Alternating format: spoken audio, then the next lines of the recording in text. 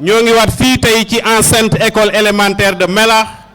pour fêter l'excellence. Cette fois-ci nekk la 20e édition ñi parrainé ko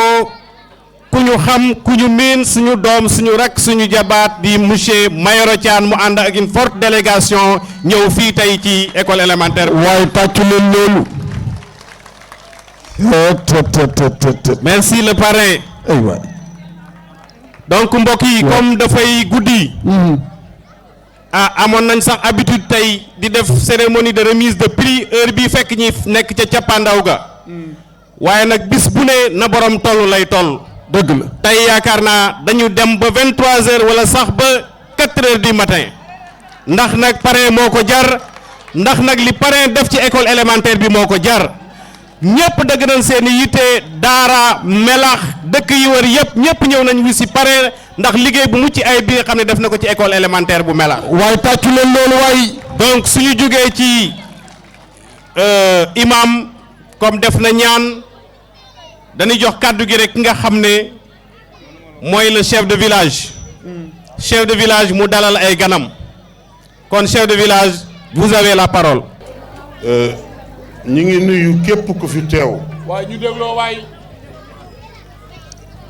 góor ak jigéen mag ak ndaw. di jéggulu tamit temps bi nga xam ne jël nañ ko ci yéen. ndax jamono ji ku la jox 10 minutes mënoo ko fay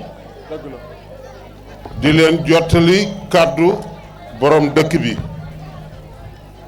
ma mën a jottali kàddu yu bari tamit monsieur Lo ndax tey ñii ñuy parrainé ñi cëpp jaar nañ suñu loxo maa ngi ci école bi ba léegi xëj na li fi des bareetut sama jarbaat tamit jiitu ko ak samay rakk ak samay nijaay ma nekk seen mag ñoom ñëpp fii ci école bi yàlla def amul dara lu ñuy rëcc loo xam ne lii yàlla defoon nañu ko ba nu jiite leen fii ci école bi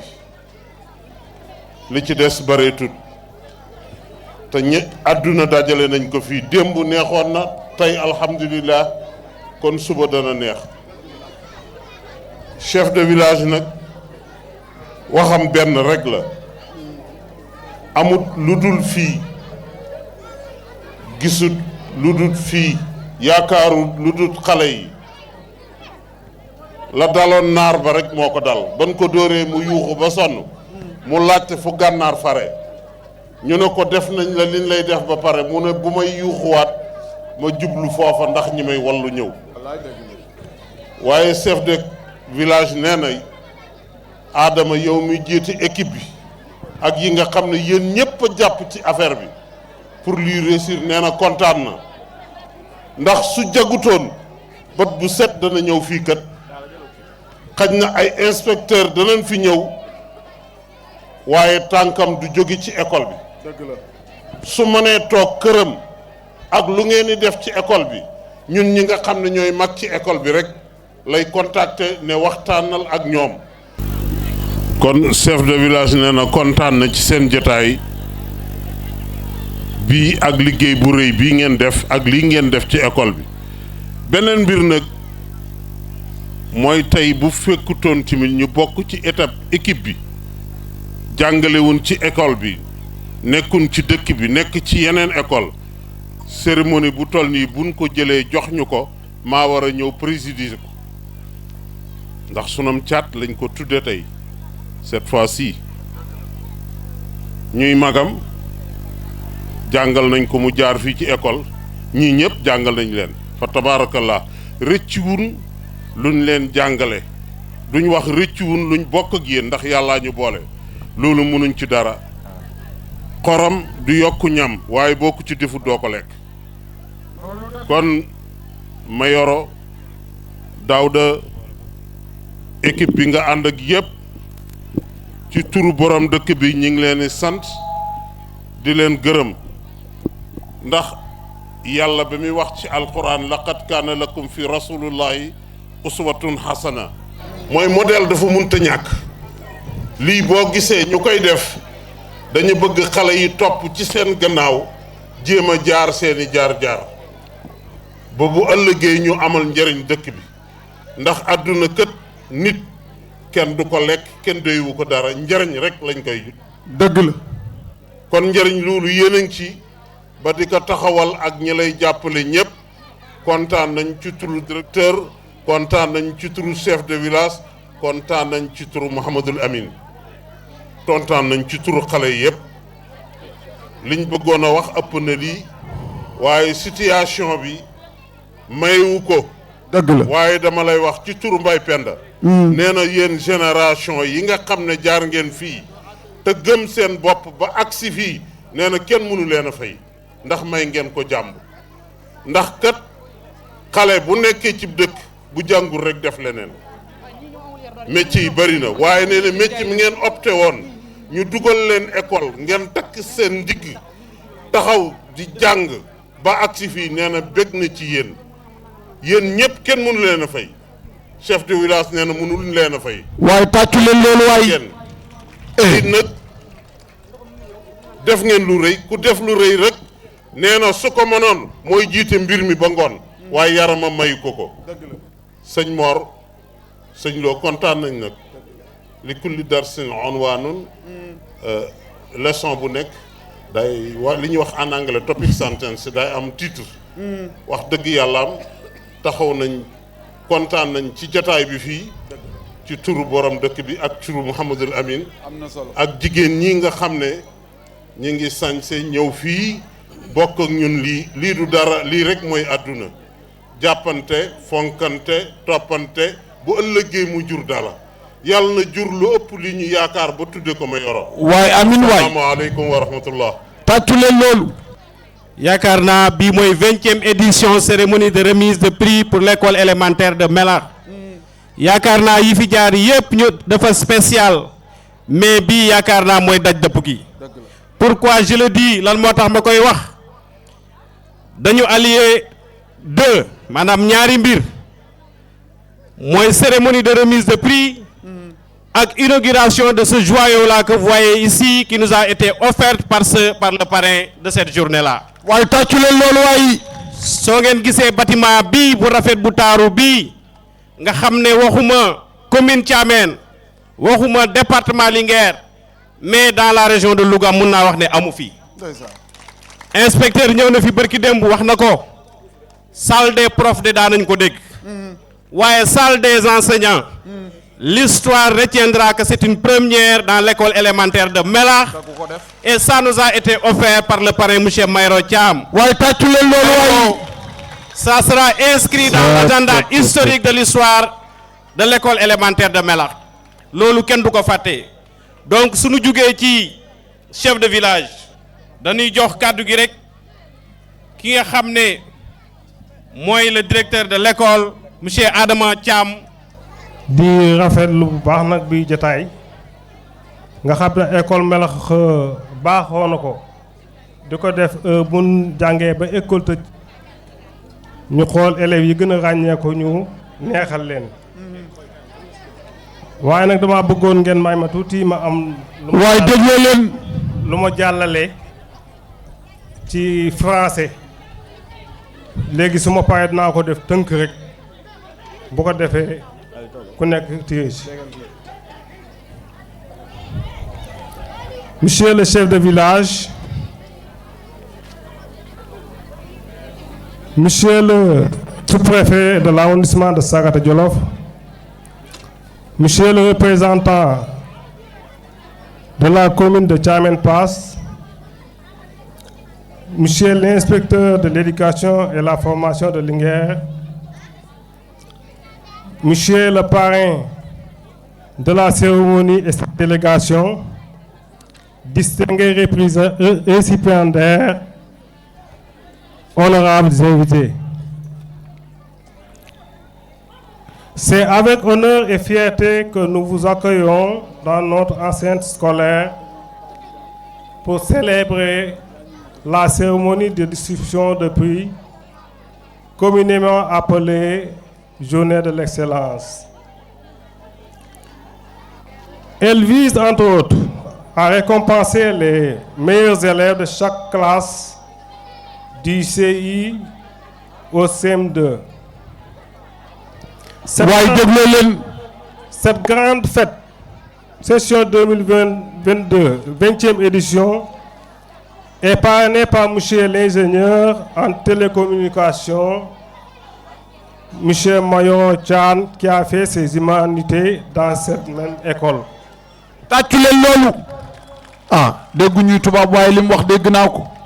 Personne courageuse, pétrie de talent, bardée de diplômes, source intarissable de savoir, constitue le modèle de référence que nous voudrons amener nos élèves à imiter et devenir un jour. Merci, chers parrains, pour l'amour que vous portez à notre institution et à notre chère cité que vous n'avez jamais oubliée. Merci également aux efforts considérables abattus avec tous les membres de la Fondation El Hadj Daouda Thiam, dont Moustapha Thiam, votre grand frère, pour rendre la fête belle. Ce joyau que vous nous avez offert constitue un défi d'abord pour peaufiner notre stratégie de recherche et de documentation. Ensuite, il permet de booster la qualité des apprentissages des apprenants.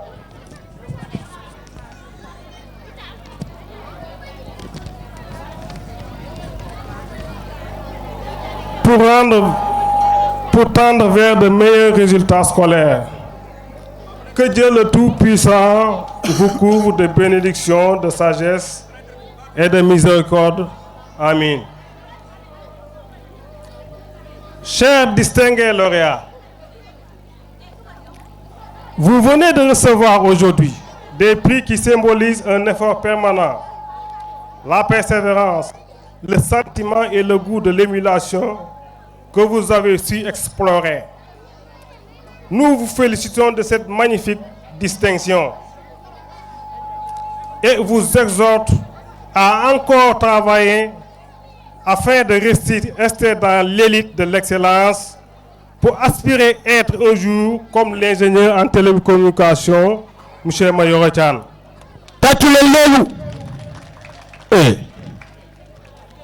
Chère équipe pédagogique, chers collègues, permettez-moi de reprendre les propos d'une grande romancière sénégalaise, en l'occurrence Mariama Ba, dans son roman intitulé « Une si longue lettre », qui, parlant des enseignants, soutient. Les enseignants, ceux de l'élémentaire comme ceux des universités, forment une armée noble aux exploits quotidiens. Plus loin, cette armée-là, déjouant pièges et embûches, plante partout le drapeau du savoir gratuit. Chers maîtres, vous répondez sans conteste à cette noble conception par votre engagement, dévouement, mais aussi votre esprit pédagogique clairvoyant que vous avez toujours prouvé par de brillants résultats au CFE et à l'entrée en 6e.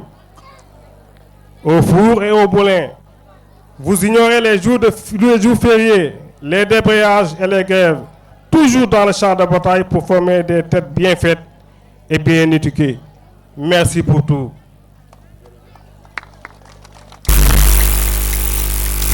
Chers parents d'élèves, merci pour votre soutien et votre assistance inébranlable pour le bien-être du système éducatif. Vous n'avez ménagé aucun effort pour la réussite de vos enfants, mais pour mieux nous accompagner, nous autres enseignants. On vous prie d'avoir davantage de la surveillance à la maison. Que les enfants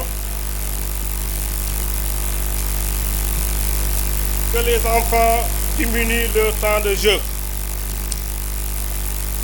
et de fréquentation des réseaux sociaux qui peuvent impacter négativement dans leur formation. Chers inspecteurs,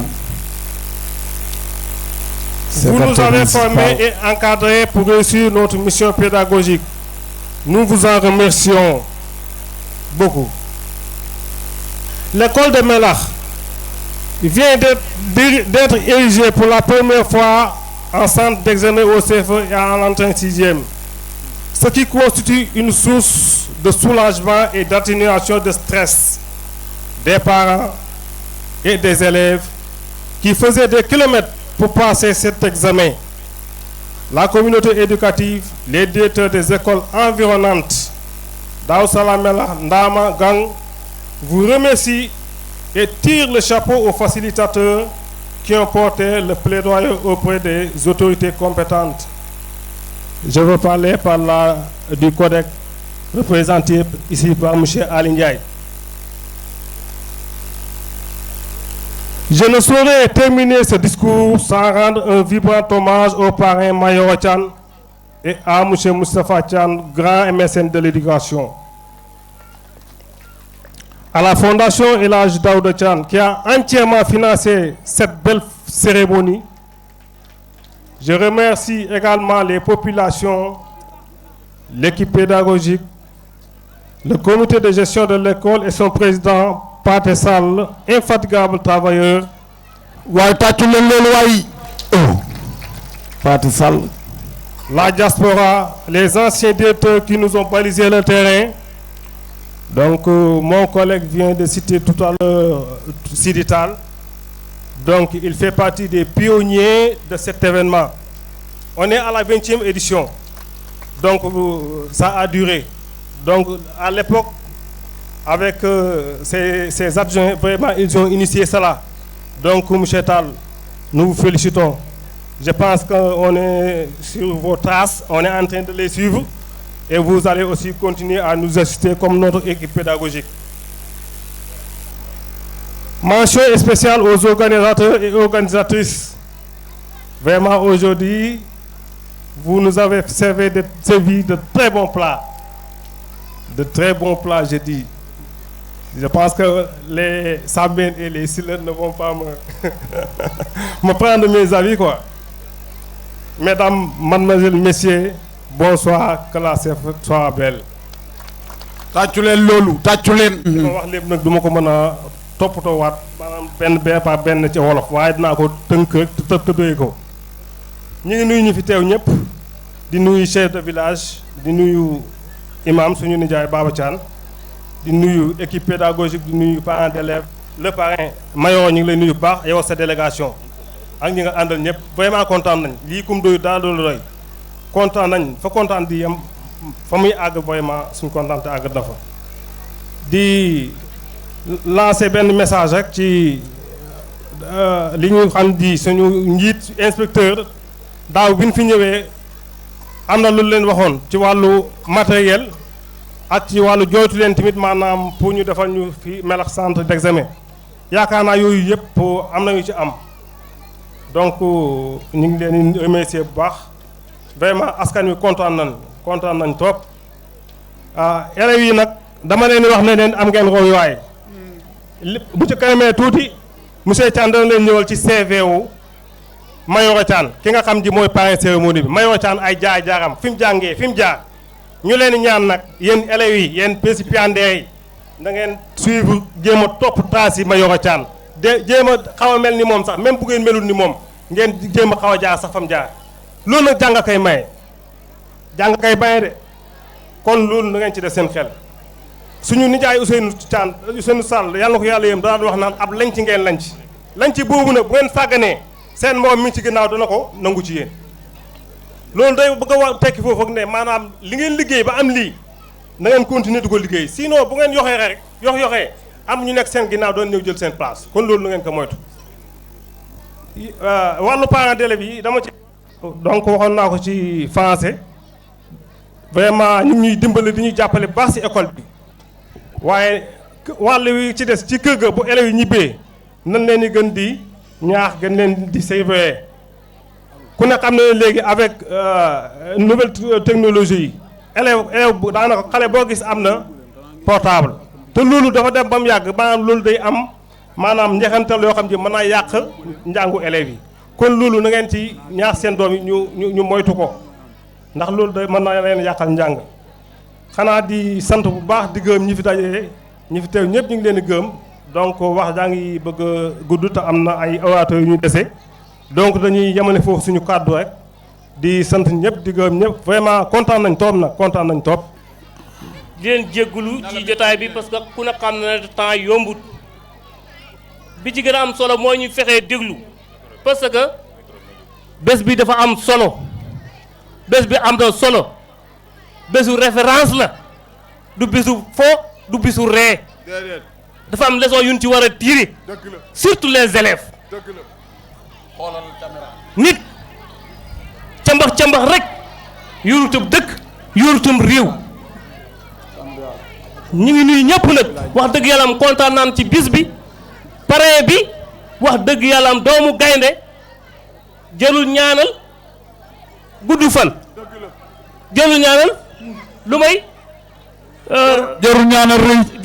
rëy ñaanal ko gudd fan dëgg la parce que ma yor ak ay grand frère bu ñu defee lii ñooñu wax dëgg yàlla am nañ ngërëmal suñu borom ba pare ku leen ñaanal ku ne xam ne am nañ ngërëmal seen borom boo gisee li may wax ci ñun ci wàllu parents d'élèves yi bëgg naa ñu góorgóorlu ci xale yi bëgg naa ñu góorgóorlu ci xale yi parce que xale mooy avenir dëgg la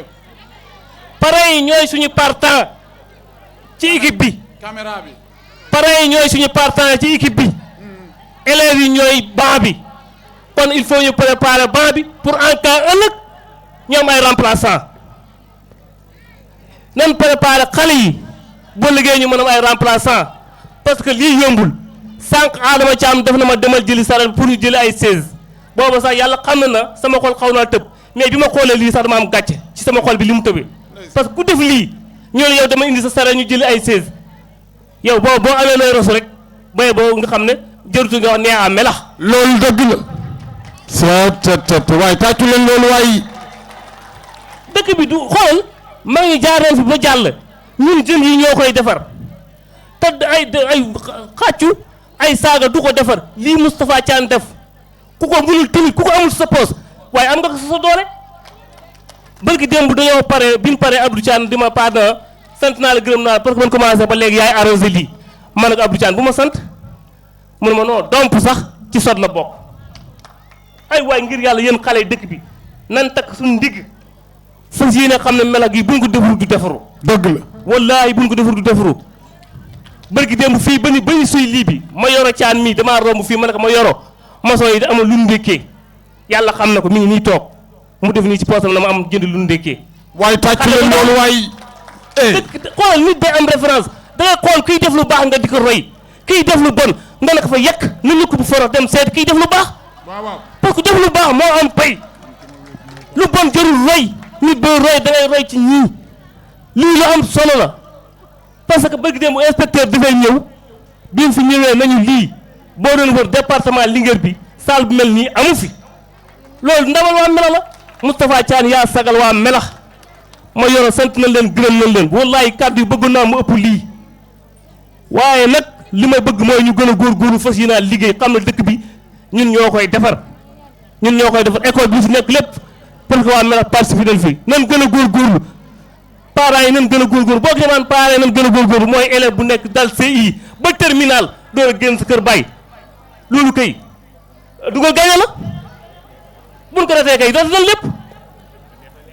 ëpp lépp neexee gi dafa ëpp élève bu jàng ba dem terminal door a génn sa kër ak sa ndey ak sa bàyyi ñoo yaa ngay door dem Dakar wala qu'importe feneen loolu wax dëgg yàlla xale bu ko am sa parent am ko wax dëgg yàlla war naa xaru ci yow pour nga am ndam yàlla mooy may mais nan góorgóorlu ci xale yi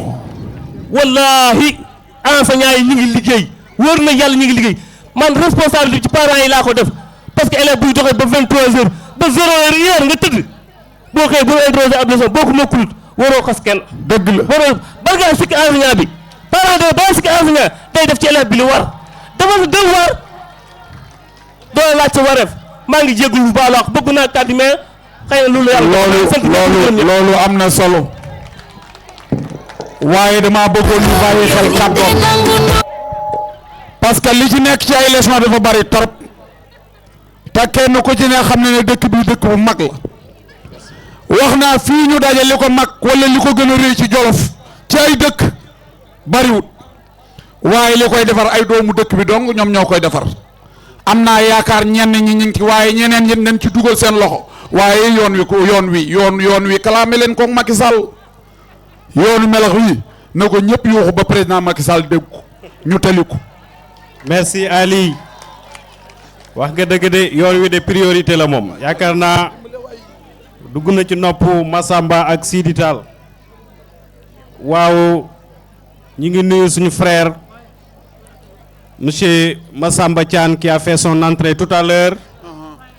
nekk le secrétaire général de la commune de Dara nekk aussi le produit de cette école nekk en même temps ex-parrain aussi de cette journée-là. donc monsieur Massamba Thiane ñu ngi lay dalal fii ci école bi macha allah. ñëw na fu miin. Pathé comme ni nga ko waxee rek da ngaa baax rek. je pense que ñun waa Melax nous n'avons pas besoin de chercher ailleurs pour avoir des références wax na ko bu ñu wul référence soxlawul ñuy génn Melax ici à Melax boo geesoo rek gis référence donc ba tax na comme ni mu ko waxee surtout xale yi responsabilité bu mag la ñu am li ñu mag ñi bàyyee nga la nañ ko sàmm ñoŋal ko mooy lan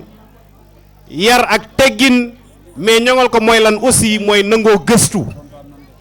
suñ nangee gëstu boole ci yar ak teggin je pense que fépp fu ñu bëgg a yóbbu Melax danañ ko fa yóbbu donc encore une fois ñi ngi remercier le parrain on ne le remerciera jamais assez pour ce qu'il a fait pour nous dama koy répéter waat ce joyau là que vous voyez ici devant nous qui répond à toutes les normes de commodité pour faire office salle de récréation. Donc le parrain, encore une fois, nous vous remercions infiniment. lii dafa sedd xol inspecteur di kilifa njàng mi ñëw ba fii toog xool ne lii amul dans le département de Linguère amul dans la région de Louga ça c'est une satisfaction pour toute la population de Melax loolu succès la loolu ndam la te Mayoro Thiane yaa ñu ko jébbal yaak fondation El Hadj Daouda Thiane ñi ngi leen di ñaanal li ngeen man yàlla ngeen koy gën a man parce que vous êtes des références soxla wuñu wuti fenn référence ay référence ngeen donc suñu jugee ci ki nga xam ne mooy Pathé Sall nekk le président du comité de gestion de l'école kon Ali dañu jox kàddu gi rek ki nga xam ne moo fi représenté CODEC muy collectif des directeurs d'école de Thiamène Pass muy monsieur Ali Ndiaye nekk le directeur de l'école de Thiamène mu def allocution tàccu leen Ali Ndiaye donc vous avez la parole. bés mi nag li ñuy wax nag ala daw me na parce que ñun fii yàgg nañ fee teew waaye teew buñ fi teew day mel ni que ne at mi bees bi mooy gën a raw at mi jàll kon loolu dañuy firndeel détermination population de Melax pendant 20 ans ngay organiser lu ñu mel kon loolu du caaxaan loolu dëkk yëpp mënuñ koo organiser dama fi teewal nag ki ñu wax Ndaraw Diop muy le président du CODEC tey ku ne xam ne le secrétaire waaye dégloo leen waaye secrétaire IF bu Maymouna Ka dëkk Kamb dafa génn àdduna ñu mën koo jébbal borom tey ci Kamb moo tax tey inspecteurs yi teewuñ fi Ndaraw aussi teewuñ fi ñu yobal ma ñëw fii teew fi kaddu yi nag damay jéem rek waaye loom ñoom amaana bu fekkoonte noonu ñi ngi fi yaakaar naa ne dina gën a rafet di wax rek ne ñun dañuy kontaan si waa Melax parce que lu tax ñuy kontaan si waa Melax sànq kii wax na ko parce que durant 20 ans chaque année nga am un parrain te parrain bu ne bu ñëwee wax dëgg yàlla doon def kent lay kattanam ba romb li nga xam ne nii nit ñi séntu woon nañ ko kon loolu lu jafe-jafe la kon monsieur le parrain waaye ñu ànd ak dégloo waaye man na ko monsieur le parrain man miinu ma la lool waaye yaakaar naa ne ku xam sa mag Moustapha Thiane te ñu bokkoon classe en 1987 au CM de Daara Jolof yaakaar naa ne bu na tey yow yéen a def lii kon du ne wax dëgg yàlla du ñu jaaxal parce que Moustapha xam nañ ko bu baax di sant bu baax a baax équipe pédagogique bi parce que li ñuy wax rek gis nga école ñett ñoo ko yor ñett ñu muy état bu fi envoyé enseignant am ak les élèves ak les parents d'élèves kenn ku ne am nga ci rôle bu ama solo bu fekkee ne kenn ku ne sa waar boo ko bayul rek kon yaakaar naa ne tool bi dana booy te yaakaar naa ne équipe pédagogique bu Melax bay nañ seen waar bu baax a baax parce que boo xoolee ni ñu fi nekkee rek yaakaar naa ne amul benn yoon bu CODEC déplacé wu ñëw di def ay réconciliation entre le directeur et son équipe pédagogique kon loolu dañ koy rafetlu bu baax a baax xam naa kilifa yi ñoom aussi constaté nañ loolu parce que amul benn yoon ñu effectuer un déplacement ñu ne tey école Melax dafa am jafe-jafe nan dem régler ko loolu musuma koo dégg man yàgg naa fii depuis 96 ba léegi maa ngi dans l'éducation di rafetlu aussi liggéeyu comité de gestion de l'école parce que man cette année-ci dina ériger Melax en centre d'examen du CFE man lañ fi indi comme président du centre mais bi ma dikkee vraiment à ma très grande surprise une surprise agréable vraiment on m'a accueilli dans cette salle là et bi ma laajtee dan na ma le parrain moo fi def lii kon lii nekk loo xam ne ni damay jàll dimension régionale sax mais au niveau national pour nga gis ko c'est un problème laata IEF di fi ñëw parce que bi ma fay envoyé dafa doon am inquiétude est-ce que doo amee problème man ko man juste waaye ñu ànd ak dégloo waay parce que Melax est dans la commune de Thiamène Pass et je suis né dans la commune de Thiamène Pass kon bu ma fa envoyé kon président de centre du ma am benn inquiétude mais bi ma ñëwee wax dëgg yàlla le comité de gestion ak Adama Thiam wax dëgg yàlla dalal nañu dal bu doy waar bi na dugalee photo yi si dans le groupe gars yi dañu wax fii fan la ma leen ici c'est à Melax kon après ma leen di mbalak sax di leen wax ne ku fi am centre boo xam ne nii accueillir na lu mel nii dugal ko si groupe bi qui va me défier mais personne ne m'a défié kon loolu wax dëgg yàlla Mayoro def nga loo xam ne nii dana marquer sa empreinte durant toute ta vie et durant toute la vie de tes arrière et petits-fils kon loolu wax dëgg yàlla duñ koy rafetlu bu baax di ñaax élèves yi gis nga li ñu wax rek le défi est dans les mains des élèves gis nga xale yi yéen dañ leen a sas yi mooy ñii nga xam ne daf leen parrain buñ ko compter y a 20 parrains te 20 parrains yëpp ils sont passés au niveau de l'école de Melax kon vous aussi xaaralaat seen tour ñu parale leen te pour ñu parale la nag doo yooy pour ñu parale la doo nekk nulaar pour ñu parale la doo déserter pour ñu parale la doo abandonner école kon élèves yi bu fekkee bëgg ngeen ëllëg bés bu mel nii wala bu ko raw ñu tuddee leen ko kon il faut que ngeen def ni seeni mag wax dëgg yàlla gàcca ngaalaama sànq Mor Thiane wax na ko Melax n'a pas besoin de sortir pour avoir de référence il suffit de se limiter au niveau de Melax pour avoir une référence kon loolu moom duñ ko naata dans tous les domaines je le dis dans tous les domaines franchement Melax moom yàlla bu leen cat jiitu kon amiin waay tàccu leen loolu waay kàddu gi gudd na mënoon na fee gën a rafet bu fekkee ne samay kilif teew na non am na solo waaye dañ koy yëmale fii rek parce que guddi na di gërëm ñëpp di sant ñëpp wasalaam. waaw loolu dëgg la je pense que foofu laay duggee rek cité ñi nga xam ne tey ñoo gunge le parrain monsieur Mayoro Thiane ñi ràññee ci délégation bi Maroun Thiane son frère ràññee ci délégation bi Pape Daouda Thiane son ami ñi ngi gis ci délégation bi Baye Ngagne Ndiaye de Daara ñi ngi gis ci délégation bi Ousmane Thiane Mbous Thiane mi ngi ci délégation bi Matar Thiane Abdou Thiane Góor Sané Thiane ñu ngi ci délégation bi El Hadji Serigne Thiane mi ngi ci délégation bi ñi ngi gis en même temps son frère Mansour Thiane mi ngi ci délégation bi Omar Diop Massamba Thiane Matar Sy Thiane ñoo ngi ci délégation bi ñi ngi gis en même temps Moussa Silla Nango Thiane Makhoudia Thiane di gis sa sœur Sala Thiane Bintou Thiane Penda Ndiaye ak Seyni Dieye ànd na ci délégation bi aussi Marème Lo Binam Silla Fati Seck Mati Thian Seyni Dieye gis nañ ci délégation bi aussi Ndiobalay Diop Fati Thiam Aïda Diop Wuli Thian Amignan Fati Anta Thian ak Gana Thian donc ñii rek lañ lim waaye li ànd ak Mayoro tey ëpp na dayoo. dëgg la donc ñi ngi sant délégation bi nga xam ne tey ñoo bàyyi seen yitte yépp tey ñëw gunge la pare taaral bis bi macha allah ak seen sañ suy rafet tabarakallah. waaye tàccu leen loolu waaye. mbokk yi donc Ali wax na ko tout à l'heure je pense que tey l'inspecteur de l'éducation de Linguère tey amoon na habitude di fekke jataay bi wala mu am fi son représentant waaye tey kenn ku nekk xam ne dañoo nekk ci tiis muy ki nga xam ne moo nekkoon secrétaire bu IEF di madame Mayka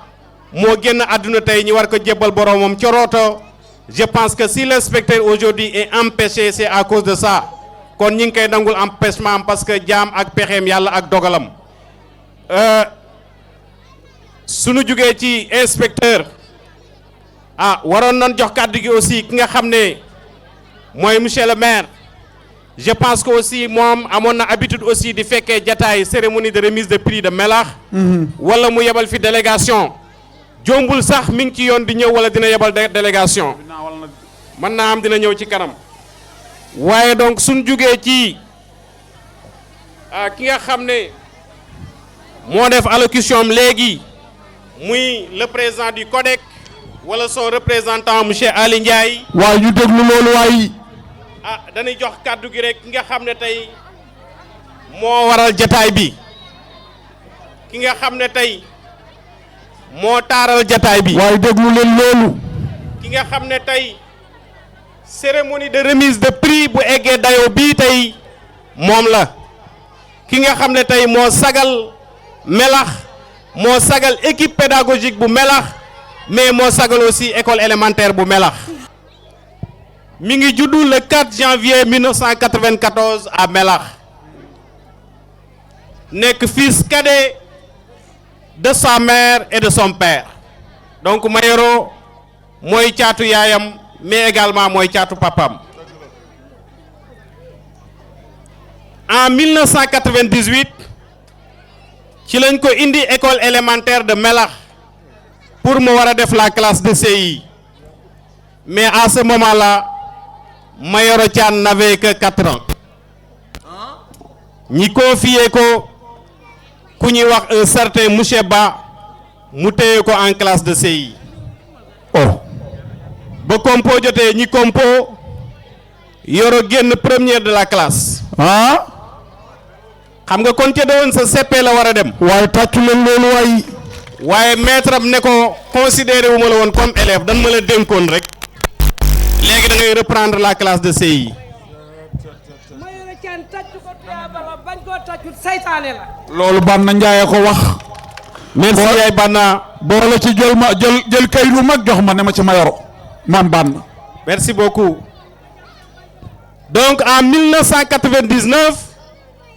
Monsieur Ba obligé ko ne ko da ngay reprendre la classe de CI officiellement donc 1999 le Mayoro Thian def CI ici à l'école élémentaire de Melax. tàccu leen loolu. En 2004 il obtient le CFE muy certificat de fin d'études élémentaires et l'entrée en 6e donc en 2004 ci la Yoro am certificat ak entrée en 6e ici à l'école élémentaire de Melax. Il continue ses études au CM ex-CM1 il fait là-bas la classe de 6e donc bi mu jugee Melax mu dem Daara ci lycée ex-CM1 ou bien collège ex-CM1 def fa 6e bi mu defee 6e CM1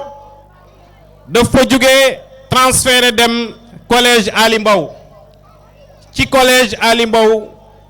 fa la defee 5e ba 3e am fa BFM muy brevet de fin d'études moyen en 2008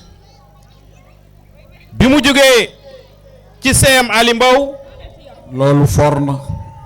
mu dem le lycée moderne Daouda Sow de Daara Jolof def fa classe seconde mais nee na boobu moom arabe la doon def bi mu demee def fa seconde ñu obligé ko ne ko da ngay def S mu war a reprendre classe seconde. dégg nga loolu. nga xam ne S gone yi moom rek la ñuy moytu. merci ñu ne ko fa nga jëm. très bien bi mu jógee foofu mu dem Mbacké. dem Mbacké c'est le transféré de Mbacké en 2009 inscrire ci école bi ñuy wax école Fallou Galas ca école Fallou Galas boobu fa la amee baccalauréat en 2013 en 2013 Yoro am envie génn Sénégal pour continuer ay études am ci la demee Fès au Maroc pour continuer fa ay études am. waaye tàccu leen loolu waaye dem na Maroc. oh. bi mu demee au Maroc ci la inscrire ci école bu ñuy wax Suptéma en 2013 2014. jàng yàggul ñàkk jàng rek a yàgg ak di jàngaloo waaye boo jàng du yàgg. en 2015 2016 il obtient son licence en réseau télécommunication. continuer ay études am en 2020 ci la am master en réseau et télécommunication. tàccu leen loolu waay.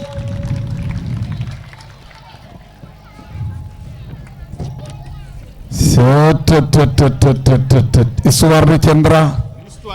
nañ koy bàyyi xel nettali mooy mujj jëf. merci beaucoup donc en 2020 comme ni ma leen ko waxee ci la Mayoro Thiam amee master en télécommunication à Fès au Maroc. kii kay lii tax ñi otesul ko. donc ci wàllu expérience professionnelle en octobre 2017 liggéey na ci benn entreprise bu ñuy wax Customer Service Phone Group nekk fa conseiller clientèle chez le groupe SFR di Société Française de Réseau Télécommunications. En 2017 mu demaat ci benn entreprise professionnelle bu ñuy wax Customer Service Intelcom nekk fa comme assistance technique fibre pour le compte SFR di Société Française de Réseau Télécommunications. En 2021 mu nekkaat ci benn entreprise bu ñuy wax Customer Service Web Help nekk fa assistance technique. waaye tàccu leen loolu waaye pos. xaaral mu yeggale xaaral mu jeexal nga dem. dama bëgg 5000 bi maa ko may jaam Yoro jaam wàcc ak deret may ma man déw ma jaam wàcc ak deret bàyyi ma koy yóbbu ci 5000 bi jaami ma Yoro la ko may. merci beaucoup mooy wàcce ak deret Banna Ndiaye daanu na.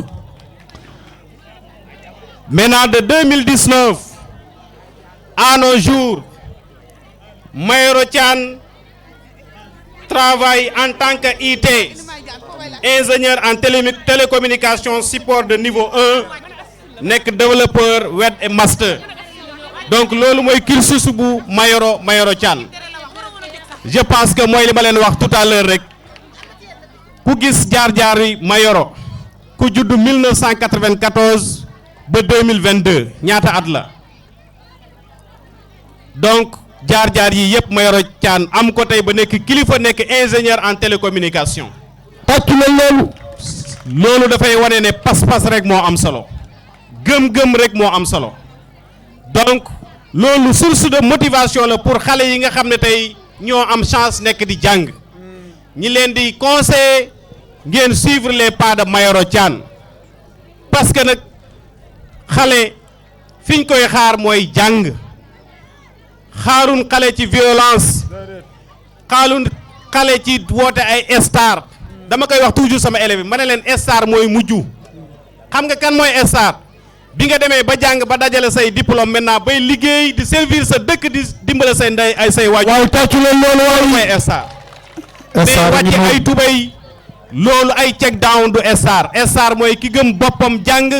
dem bay dimbale waa dëkkam di dimbale ay waajuram loolu mooy star kon ñi ngi ñaax la génération nouvelle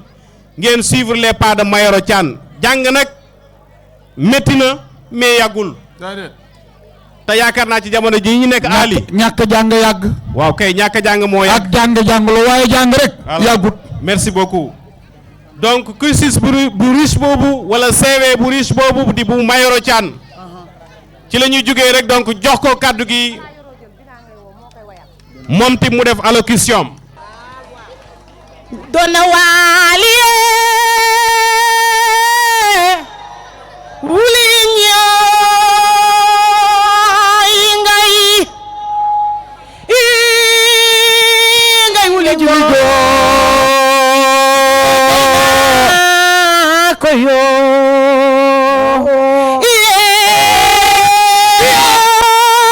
farigalama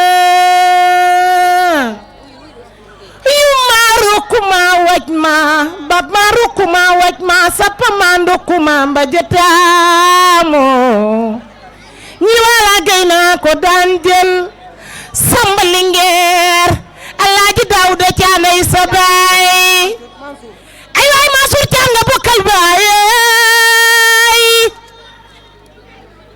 ay waay bakk naa la ji ñaala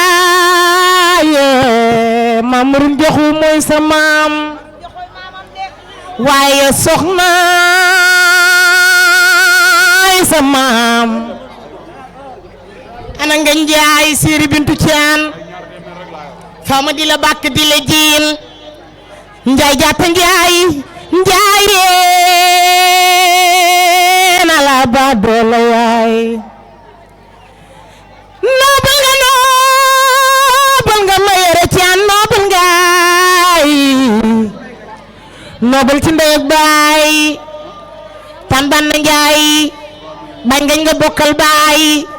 njaay jaata njaay mbokku ndeyum kumbel njaay mbokku ndeyum welti njaay Ibrahima Fatimar ak maawo Fatimar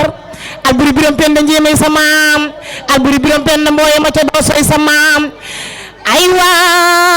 waaye setu sëñ Babacar Si borom Bakari bërëñ maam aram loo maam Kumba Caam wi dama la bëgg wal ma yoro Caan xam naa sa yaay jurul ba doolaay su may xëccoo wurus xam naa ku jël ngalam doo pertey. A'uuzu billahi mina sheytaani rajim. Bismillahi rahmaani rahim. Monsieur le directeur de l'école élémentaire de Melax, monsieur le directeur de l'école Thiamène Pass, monsieur le chef de village, monsieur l'imam du village, à tous les membres de la fondation El Hadji Daouda Thiane, chers élèves, honorables invités, mesdames et messieurs, c'est un grand plaisir que je prends la parole en cette solennelle circonstance, perpétuant ainsi la tradition bien établie qui consiste à la remise de prix de l'école élémentaire de Melax célébrée chaque année. C'est en effet avec fierté que j'ai pris connaissance de la décision de l'administration administrative à travers M. Adam Wade de porter leur choix sur ma modeste personne comme parrain. Je considère comme un privilège l'honneur qui m'est ainsi fait en mesure de toute portée. Moi, comme beaucoup d'entre vous ici présents venus nous accompagner, sont de purs produits de l'école élémentaire de Melax.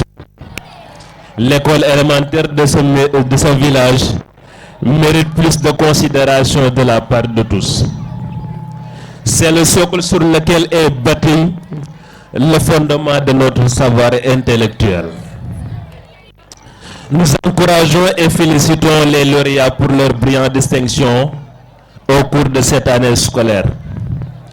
Chers lauréats, dans toute votre vie de tous les jours, vous devez cultiver certaines valeurs qui consistent des vertus cardinales qui fondent et valorisent votre cursus scolaire. Il vous faut ainsi faire preuve de discipline, de ponctualité, de rigueur, d'intégrité, mais surtout d'humilité. L'humilité, oui, car les hommes et les femmes de valeur sont ce qui incarne l'humilité. L'humilité est en fait la preuve d'une grande force de caractère. Chers élèves, quel que soit votre talent, votre intelligence et l'esprit de persévérance. Travaillez, travaillez, travaillez. C'est le refrain des courageux, car le monde appartient aux vaillants. Travaillez donc, parlez peu et agissez plus. Car si les parleurs sèment, ce sont les silencieux qui récoltent. Chers élèves, ces modestes propos de votre parrain ne suffisent certainement pas à vous amener efficacement pour affronter la durée et la complexe réalité de vie. Je suis fort heureusement rassuré que les enseignants de qualité que vous avez reçus dans cette école vous aideront à relever le défi pour le bien de votre pays et de votre village en particulier. C'est ainsi que je lance un appel aux parents d'élèves à être plus solidaires, mais aussi plus disponibles pour accompagner les enseignants à mener correctement leur travail. Je vous remercie vivement et adresse en même temps chacun d'entre vous, ainsi qu'à toute l'équipe pédagogique de l'école, mais très chaleureuses félicitations. Permettez-moi par la même occasion de saluer la présence de toutes les personnalités venues rehausser la célébrité de cette cérémonie. Je voudrais aussi remercier toute l'administration de l'école élémentaire à travers son directeur, M. Adam Awad, mais aussi à la fondation de l'Aji Daouda Thian, dont je suis le fils cadet, et aussi aux braves femmes, non seulement à la température si atroce, s'ajoute à la température du feu, mais ils nous ont assuré un bon trait pour repas. Je ne saurais pas vous féliciter. Je voudrais aussi féliciter certains de mes petits frères qui ont beaucoup contribué pour aussi faire ce beau aménagement, que ce soit pour les bâches, les chaises et tout ça dont avaient besoin les femmes pour la réussite de cet événement. Merci pour votre aimable attention. Je vous remercie. Que la fête soit belle. mbokk yi maa ngi leen di nuyu ku ci nekk turam ak santam di jiital nuyoo bi ci turu directeur mu yóbbaale administration bi yëpp di nuyu tamit imam dëkk bi di nuyu monsieur le chef du village El Hadji Mbaye Penda waaye di nuyu la fondation El Hadji Daouda Thian bi nga xam ne bu journée bi tey jaare yoon lu fi jëmm ñoo ko jëmmal lu fi dee ñoo ko rey di wax tamit ne xale yi nga xam ne tey ñoo toog war a am ay prix leen wax ne yéenay magu ëllëg yéenay yaakaaru ëllëg yéenay yaakaaru dëkk bi waaye yéenay yaakaaru de tout un peuple waaye dama bëggoon aussi jàllale benn message bu important di leen wax ne ñi nga xam ne ni ñoom ñooy enseignants yi effort bi ñu fournir pour transmettre nous un savoir ku toogut ci ba ñu lay transmettre savoir doo ko xam kon dama bëgg maanaam waa dëkk bi particulièrement parents d'élèves yi xam naa ne ñu ngi def lu ñu waaye dañ ne làbbalu fas teewut fasala fasa nga ca kanam waaye dañu bëgg rek ñu gën a jàppale enseignants yi gën leen a dooleel ngir liggéey bi nga xam ne ni ñu ngi koy taxawal ñu gën koo gën a mën a jëmmal ndax suñ jàppalee enseignants yi jàppale wuñu enseignants yi waaye seen doon lañ jàppale ndax ku fi amul doom am nga fi rakk wala nga am fi jarbaat wala nga am fi koo xam ne ni sëb sël la bu nekk ci école bii di jàng ñun ñii di wax ak yun di yéen ak ñu bari ci ñi nga xam ne nii nekk nañ ci jotaay bi fii nii lan jàngee fii nii mooy suñu dëkk te fii mooy suñu yaakaar di wax tamit ne ab dëkk ñi nekk ci dëkk ba ñoom ñoo koy jëmmal suñ ko defee seen aljanna mu doon aljanna ju ñuy dëkk ba faaw buñ ko defee suñu safara tamit ñun ñoo fiy dëkk ba faaw loolu dëgg kon li ñu war moom mooy fexe ba dëkk bi lu koy naataangal ñun ñëpp ku ne ci loo man mu tuut mu bëri nga jàpp ca la nga man ndax kat ab dëkk kat buñ yaakaar lépp ci état li nga xam ne nii waa dëkk bi mën nañ ko defal seen bopp balaa ñoo xaar keneen kàddu yi nag mu ngi bëgg bëri daanaka sama xol dafa tooy ba mënuma wax sax ça se ressent sur ma voix wax jàngi bëgg bëri maa ngi nuyu ñi nga xam ne ni timit ñoo def déplacement jógee ba ñii daara ñii au village environnant di nuyu sama xarit nag Alilo moom yàllaa def moom yàllaa mu ko séddee li may wax bi may jàng daara dama amoon bi ma amee entrée en sixième Ibrahima daf ma jëndaloon vélo waaye mi ngi nii saa su oto bi amee saa su vélo bi amee panne Ali laay ñëw mu defaral ma ko du ma laaj 1 franc billahi les waay jëru ko dafa baax fàtte woo ko saa su ne ñu ngi dégganti te sàkk su ne saa su ne ñu ngi waxtaan di ko jaajëfal moom ku baax la di jaajëfal ñi nga xam ne nii ñoo bàyyi seen yitte yëpp ci dëkk bi su ma limee rek dinaa juum di nuyu ñi nga xam ne ni ñoo fi teewal kilifa gi El Hadji Mansour Thiane imam Babacar Thiane mu ngi fa woon di jaajëfal Baye Ngagne ci teewaay bi kontaan nañ di wax monsieur Diop tamit dëgg yàlla mën naa fee lim di lim professeur enseignant yëpp waaye moom daf maa jàngal yaakaar naa sama CM2 ak sama CM1 moom moo ma ko jàngal di nekk fii di dañ lu ne ngir ñun gone du fàtte samedi ak dimanche mi ngi nii kan daawuñu am fête daawuñu am weekend daawuñu ko am samedi ak dimanche par force dañuy jàng 9h la ñuy ñëw ba midi ñuy jàngi des fois mun nañu ñëw leen ngoon waaye loolu yëpp yàlla na ko yàlla fay ko ñi nga xam ne nii ñoo nekk ci école bi yëpp di transmettre savoir ndax Seydina Alioune dafay wax ne man xallamaka xarfan waahidatan wahabuka fi diin waaye tamit teewoon na ñi nga xam ne nii ñu ngi transmettre un savoir intellectuel ci xale yi nga xam ne ñoo fi ne ñooñu kenn amul seen fay asalaamaaleykum wa rahmatullahi waaye tàccu leen loolu waaye tàccu leen loolu fi mu jaar ak man yëpp fàtt naa ko waaw doy na DJ doy na DJ doy na DJ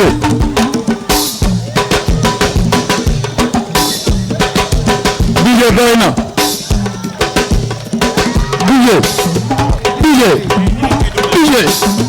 DJ gane Maam Dame waaye DJ doy na waaye waaw Maam Dame ñu ngi lay remercier moom yaakaar naa show de prix bu jot boog ñu ne ànd waaw Maam Dame jërëjëf waaye doy na waaye Maam Dame moom ci école bi la bokk